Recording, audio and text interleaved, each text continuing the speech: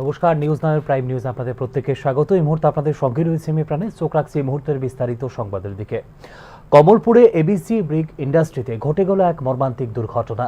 চুল্লি ভেঙে পড়ে প্রাণ হারালেন 4 জন শ্রমিক, গুরুতর আহত হয়েছে আরও 4 জন। ঘটনায় গভীর শোক প্রকাশ করেছেন মুখ্যমন্ত্রী ডাক্তার মানিক সাহা। কমলপুরে এক মর্মান্তিক দুর্ঘটনায় প্রাণ হারালেন 4 জন শ্রমিক এবং গুরুতর আহত হয়েছেন আরও 4 জন। কমলপুরের এবিসি ব্রিক ইন্ডাস্ট্রিতে পুজো দিয়ে ইট ভাটার চুল্লিতে আগুন দেওয়ার সময় হঠাৎ চুল্লি ভেঙে পড়ে হয় এই দুর্ঘটনা। চুল্লির নিচে চাপা পড়ে ঘটনাস্থলে মৃত্যু হয় সুবল দীনাথ, পিঙ্কু শীল, অনিল গৌতম ও সজল মালাকারের। গুরুতর আহত অবস্থায় উদ্ধার করা হয় বিধু শর্মা, সন্তোষ গুপ্তা, হারকিস চৌহান ও হারকিস সরোজকে। তাঁদের নিকটবর্তী হাসপাতালে ভর্তি করা হয়েছে এবং চিকিৎসা চলছে বলে জানিয়েছে প্রশাসন। দেখুন, আজকে আমি বলতে যে সাড়ে 11টার দিকে অপরাধ একটা এডিসি কিডনি হয়ে পড়েছে। সঙ্গে সঙ্গে আমাদের পুলিশ প্রশাসন এবং পুলিশ প্রশাসন এখানে কাজ করি আমরা। ইতিমধ্যে পুলিশের তারাও যায় ঘটনাও যা খবর এখানে টোটাল 3 জন বেসিক হয়েছে, 8 জন ইনজুর্ড আছে। এখন আগে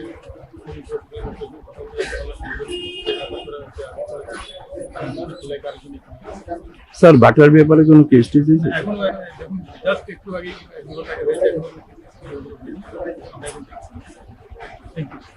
দুর্ঘটনার খবর পেয়ে দ্রুত ঘটনাস্থলে পৌঁছায় এসডিআরএফ ও পুলিশ বাহিনী। তারা উদ্ধার ও ত্রাণ কাজ শুরু করে নিয়ন্ত্রণে আনে পরিস্থিতি। এই ঘটনা আজ কমলপুর মহকুমার অপরাস্ক গ্রামে ইটভাটার মধ্যে আগুন দেওয়ার পরে এখানে চিমনি এটা ফেটে যায় এবং তার ফলে এখন পর্যন্ত 3 জন ওই এলাকার শ্রমিক বা যারা যুক্ত আছেন মারা গেছেন এবং 4 জন আহত, এবং তাদের মধ্যে 2 জনকে জিবি হাসপাতালে এবং একজনকে কোলে হাসপাতালে পাঠানো হয়েছে এবং একজন স্থানীয় আমাদের হাসপাতালে ভর্তি আছেন। আমরা অবশ্যই কমলপুর এলাকারবাসী হিসাবে আমরা চাই এটা সুস্থ তদন্ত হোক এবং অবশ্যই যারা আহত বা নিহত হয়েছে তাদের সরকার থেকে যাতে ক্ষতিপূরণ দেওয়া হয়, এটা দাবি আমি রাখছি। মর্মান্তিক ঘটনায় গভীর শোক প্রকাশ করেছেন মুখ্যমন্ত্রী ডাক্তার মানিক সাহা। তিনি নিহতদের পরিবারের প্রতি আন্তরিক সমবেদনা জানিয়েছেন এবং আহতদের দ্রুত আরোগ্য কামনা করেছেন। পাশাপাশি প্রশাসনকে আহতদের যথাযথ চিকিৎসা নিশ্চিত করা ও ক্ষতিগ্রস্ত পরিবারগুলির পাশে দাঁড়ানোর নির্দেশ দিয়েছেন মুখ্যমন্ত্রী। ঘটনার প্রকৃত কারণ জানতে তদন্ত শুরু করেছে police. Bureau report, news now. বুধবার সকাল 6:30 বীরচন্দ্র স্টেট লাইব্রেরির সামনে থেকে শুরু হয় অনুষ্ঠানের শুভ সূচনা করে শিল্প ও বাণিজ্য দপ্তরের মন্ত্রী শান্তনা চাকমা বলেন, কেন্দ্রীয় সরকার ও রাজ্য সরকার প্রতিনিয়ত কাজ করছে ত্রিপুরাকে আত্মনির্ভর করার জন্য। অনুষ্ঠানে উপস্থিত থেকে রাজ্যের ক্রীড়া দপ্তরের মন্ত্রী টিঙ্কু রায় রাজ্যের চা এবং চাল শ্রমিকদের তাৎপর্য নিয়ে আলোচনা করেন। অনুষ্ঠানে অন্যান্যদের মধ্যে উপস্থিত ছিলেন আগরতলা পুর নিগমের মেয়র দীপক মজুমদার, ত্রিপুরা চা উন্নয়ন নিগমের চেয়ারম্যান সমীর রঞ্জন ঘোষ সহ অন্যান্য ব্যক্তিবর্গরা। এদিনের এই প্রতিযোগিতায় মহিলা ও পুরুষ উভয় বিভাগের মধ্যে 3 কিলোমিটার দৌড় প্রতিযোগিতা সংগঠিত হয়। প্রতিযোগিতার শেষে উভয় বিভাগের প্রথম, দ্বিতীয় ও তৃতীয় স্থানাধিকারীদের হাতে পুরস্কার তুলে দেওয়া হয়।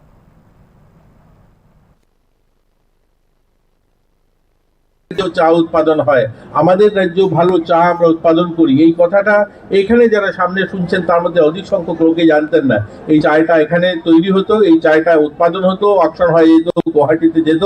আমাদের রাজ্যের মানুষ চায়েরও একটা ব্র্যান্ড আছে সেটা জানতো না। আজ আমাদের রাজ্যে প্রত্যেকটা রেশন শপে চা সাপ্লাই করছেন আমাদের টি কর্পোরেশন। প্রত্যেকটা চা আমাদের রেশন শপে গেলেও চা পাওয়া যায়। এই যে প্রচার শুধু এখানে বিক্রি করা নয়, বাণিজ্যিক দিক নয়, প্রত্যেকটা যুব সমাজের কাছে, নতুন প্রজন্মের কাছে যে আমাদের রাজ্যের একটা প্রাচীন শিল্প এখানে আছে যেটাকে আমরা এগিয়ে নিয়ে যেতে পারি, তার প্রতি আগ্রহ বাড়ানো, এই ইনিশিয়েটিভ গুলো আমাদের কিন্তু এই আমাদের দপ্তর, টি কর্পোরেশন বা আমাদের টি বোর্ড এইগুলো কাজগুলো করছে আজকের দিনে আমরা বলতে পারি।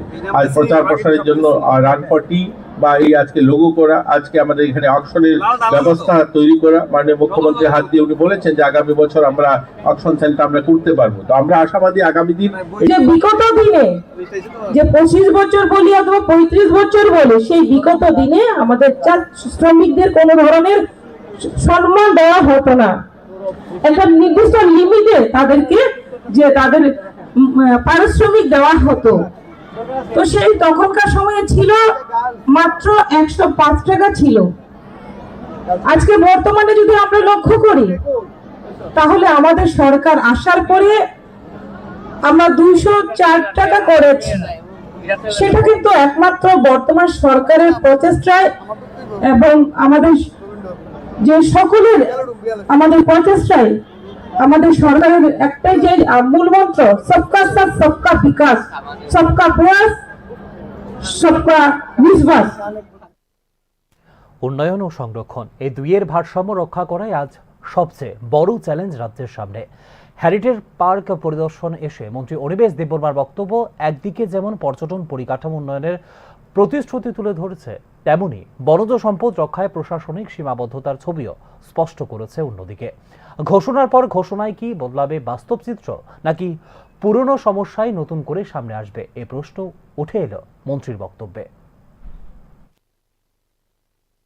পার্ক পরিদর্শন করেন মন্ত্রী অনিমেষ দেববর্মা। পরিদর্শনকালে মন্ত্রীর বক্তব্য আবারও আলোচনার কেন্দ্রে নিয়ে এসেছে রাজ্যের বন সংরক্ষণ ও পর্যটন পরিকাঠামো উন্নয়ন এই দুই গুরুত্বপূর্ণ ইস্যুকে।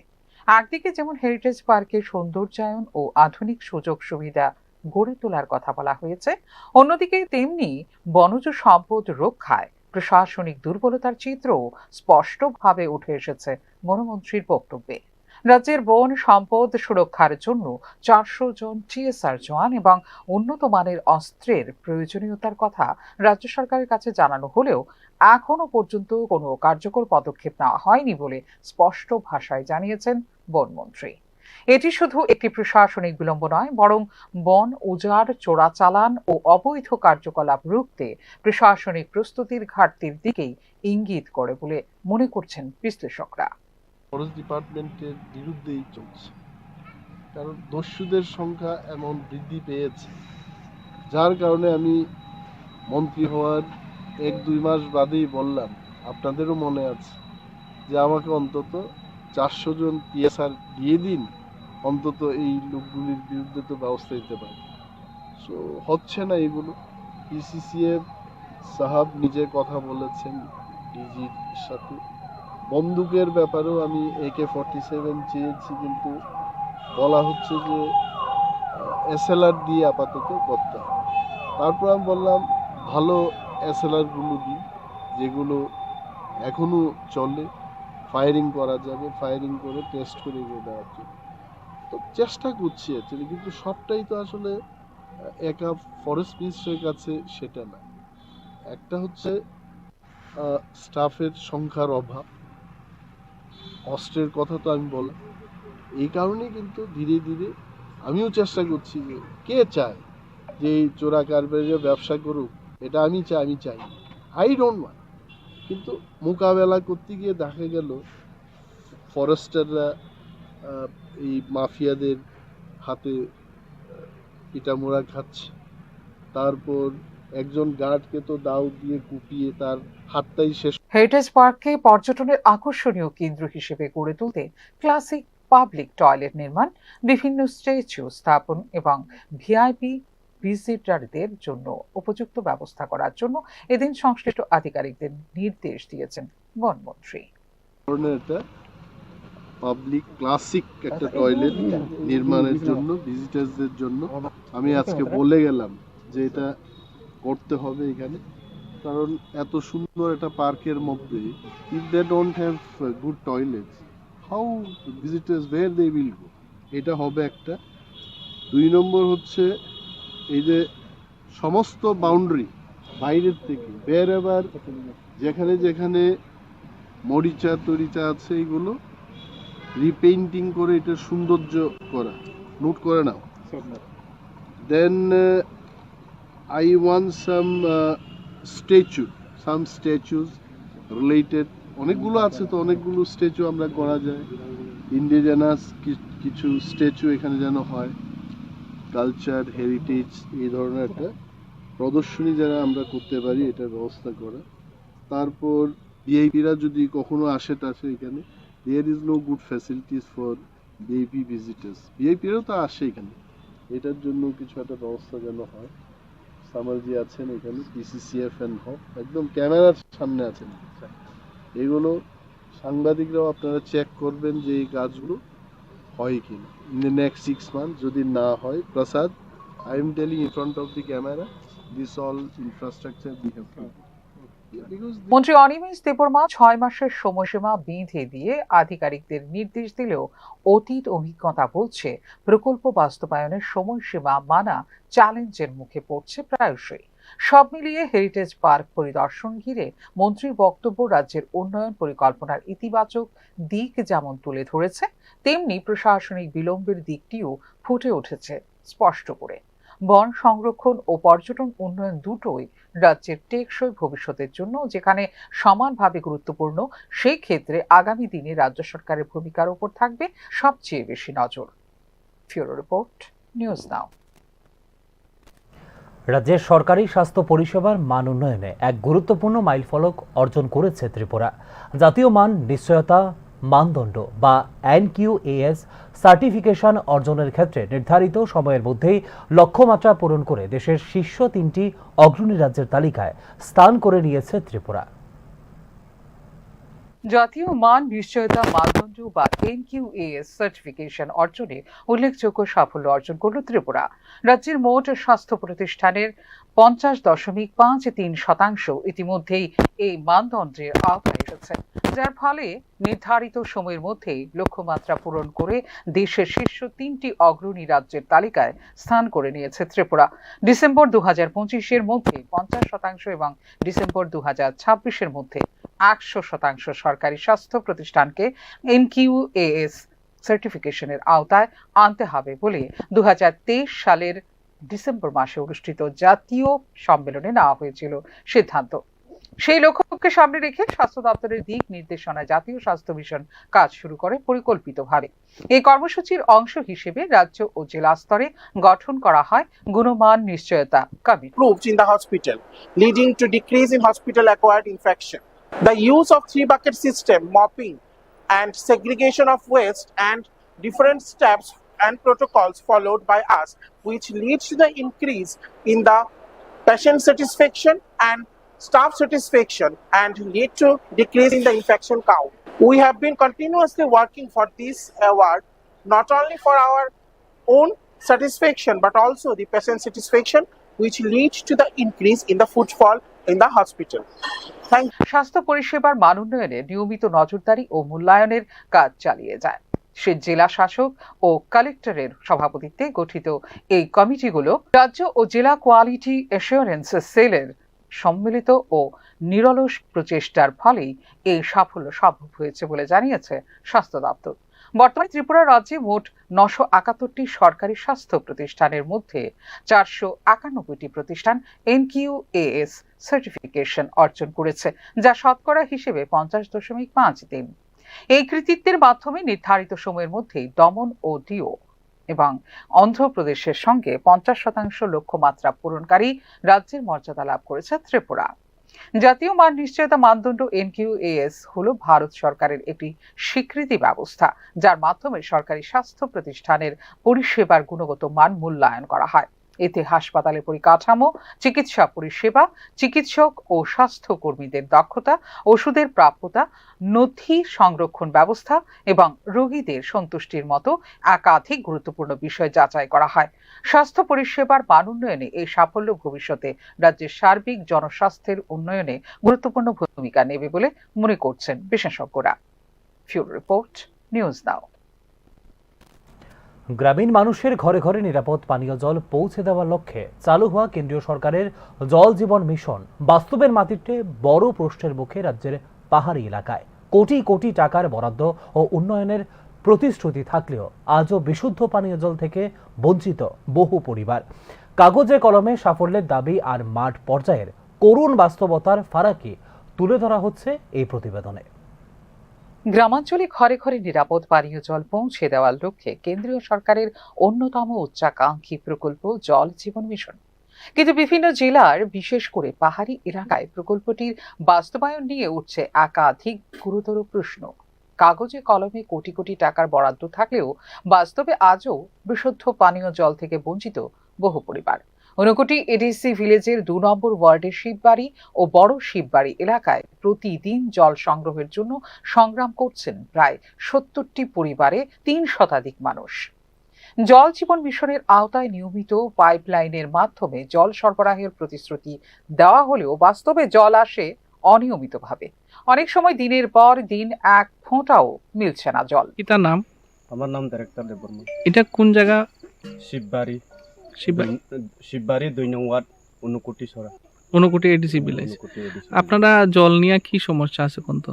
ওই তো জল তো এখন তো বৃষ্টি নাই কিচ্ছু নাই, এখন তো খালি এরকম জল। তো এখানে থেকে খায় মানুষ, অল্প স্বল্প স্নান করবার নাই, জল খাইবার নাই।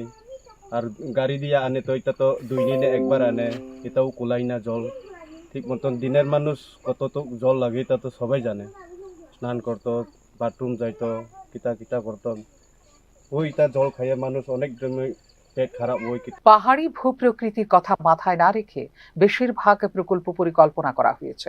পর্যাপ্ত জল স্রোত নির্ধারণ, টেকসই পাইপলাইন নেটওয়ার্ক এবং রক্ষণাবেক্ষণের অভাব কার্যত অকার্যকর করে তুলেছে প্রকল্পটিকে।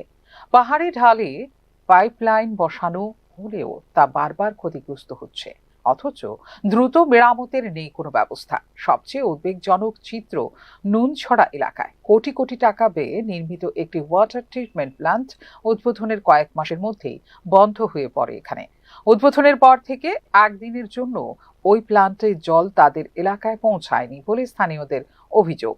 বিদ্যুৎ সংযোগ, রক্ষণাবেক্ষণ এবং দায়িত্বপ্রাপ্ত সংস্থার গাফিলতি এই ব্যর্থতার মূল কারণ বলে মনে করছেন স্থানীয়রা। এইখানে তোমরা যে বস্তিটা যে আছে, বস্তিটাতে কতজন মানুষ আছে? বস্তি মধ্যে এমনি তো মানুষ তো এটা তো অনুমান এমনি পরিবার তো 65 নি কত পরিবার আছে, এরকম পরিবার আছে, তো 200-300 মানুষ আছে। ও এরকম হইছে। তো জল তো এই যে জল তো সব নোংরা জল, মানে এটাই খাইতে লাগে তোমরা? ওইটাও খাইতে লাগে, কিতা করতে হয়। এখন কি চাইতেছো তোমরা? তো কিতা চাইতে খালি জল দিনে মানে 2 দিনে একবার না আইয়া দিনের আইলে তো একটু তো কুলাইব। আর একটা অমৃত সরোবর এখানে যে ওই যে জলের ট্যাঙ্ক যে করা হয়েছিল, এটার থেকে তোমরা জল আয় না? না, এটা তো জল তো পাইছে না। এটা তো এটা কতদিন আগে চালু হয়েছিল? এটা হইছে এমনি তো 1 বছর এরকম হইছে। মানে একবার ওইখান থেকে তোমরা একবার আইছে, জল উঠতে কষ্ট হইব এখানে। জল সরবরাহ ব্যাহত হওয়ার সরাসরি প্রভাব পড়ছে নারী ও শিশুদের ওপর। ঝুঁকি নিয়ে পাহাড় বেয়ে নিচে নেমে প্রায় শুকিয়ে যাওয়া ছড়া থেকে জল সংগ্রহ করতে হচ্ছে তাদের। এতে যেমন স্বাস্থ্য ঝুঁকি বাড়ছে, তেমনি ব্যাহত হচ্ছে দৈনন্দিন জীবন। বিশেষজ্ঞদের মতে জল জীবন মিশনের ক্ষেত্রে সবচেয়ে বড় দুর্বলতা হলো মনিটরিং ও জবাবদিহির অভাব। প্রকল্পের কাজ শেষ দেখিয়ে বিল তোলা হলেও মাঠ পর্যায়ে কার্যকারিতা যাচাই করার প্রক্রিয়া প্রায় নেই বললেই চলে।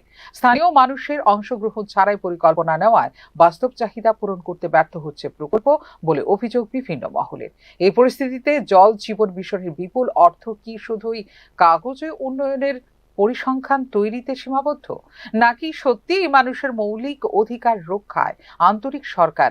প্রশ্ন পাহাড়বাসীর। দ্রুত তদন্ত, দায়িত্বপ্রাপ্ত সংস্থা জবাবদিহি এবং স্থানীয় বাস্তবতার ভিত্তিতে প্রকল্প পুনর্গঠন না হলে জল জীবন মিশন স্বপ্নভঙ্গের প্রকল্প হয়েই থেকে যাবে, বিশেষ করে রাজ্যের পাহাড়ি এলাকাগুলিতে বলে আশঙ্কা করছেন সংশ্লিষ্ট মহল। ফিউরো রিপোর্ট, নিউজ নাও। রাজ্যের প্রতিভাবান ক্রিকেটার মণিশঙ্কর মুরা সিং আইপিএল আকর্ষণে আনসোল থেকে যাওয়ায় শুরু হয়েছে বিতর্ক। বিশেষ করে সৌরভ গাঙ্গুলির মতো প্রভাবশালী ক্রীড়া ব্যক্তিত্ব ত্রিপুরা পর্যটন নিগমের ব্র্যান্ড অ্যাম্বাসাডর হওয়া সত্ত্বেও এই বিষয়ে উদ্যোগ নেননি বলে উঠেছে সমালোচনার ঝড়। বিষয়টি নিয়ে সরব হয়েছেন তিপ্রামথার প্রধান প্রদ্যুৎ কিশোর দেববর্মনও। বহিরাগতদের তুলনায় রাজ্যের নিজস্ব প্রতিভাদের সামনে তুলে ধরার ক্ষেত্রে আরও দায়িত্বশীল ভূমিকা নেওয়া জরুরি বলে জানিয়েছেন প্রদ্যুৎ কিশোর দেববর্মন। একই সঙ্গে মণিশঙ্কর মুরা সিংকে ত্রিপুরা উপজাতি স্বশাসিত জেলা পরিষদের ব্র্যান্ড অ্যাম্বাসাডর হিসেবে নিযুক্ত করার প্রস্তাব দেন তিনি। बनाया त्रिपुरा का वेरी गुड। मैं पर्सनली सौरव गांगुली को भी बहुत आदर करता हूं और उन्होंने जो देश के लिए किया है वेरी गुड। मैं उनको जानता भी हूं, अच्छे इंसान हैं। लेकिन हम सौरव गांगुली के पीछे जाते जाते हम भूल गए कि त्रिपुरा में ही हमारा मणिशंकर मुरा सिंह है।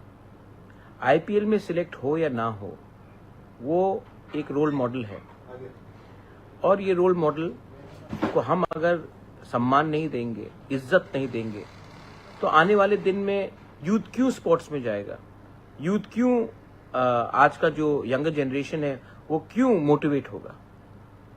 हमारा भी एक रिस्पॉन्सिबिलिटी और दायित्व बनता है कि अपने रोल मॉडल्स को, अपने स्पोर्ट्समैन को, अपने हमारे पास पहले से इतना टैलेंट है, तो हम क्यों बाहर जाकर किसी को लेकर आकर उनको पैसा दे, उनको सम्मान दे, जब हमारे घर के अंदर ही इतना अच्छा लोग हैं। इसके लिए मैंने TTATC को रिक्वेस्ट किया है कि IPL में जाए या ना जाए, ऑक्शन में मिले या ना मिले, मणिशंकर मुरा सिंह को TTATC का ब्रांड एम्बेसडर बनाना चाहिए, उनको पैसा देना चाहिए, और आने वाले दिन में अगर उनको कुछ एकेडमी भी खोलना है, स्पोर्ट्स एकेडमी खोलना। এখনকার মতো সংবাদ এখানেই শেষ করছি। পরবর্তী খবরাখবর এবং আপডেটস দেখার জন্য অবশ্যই চোখ রাখুন শুধুমাত্র নিউজ নাও এর পর্দায়। নমস্কার।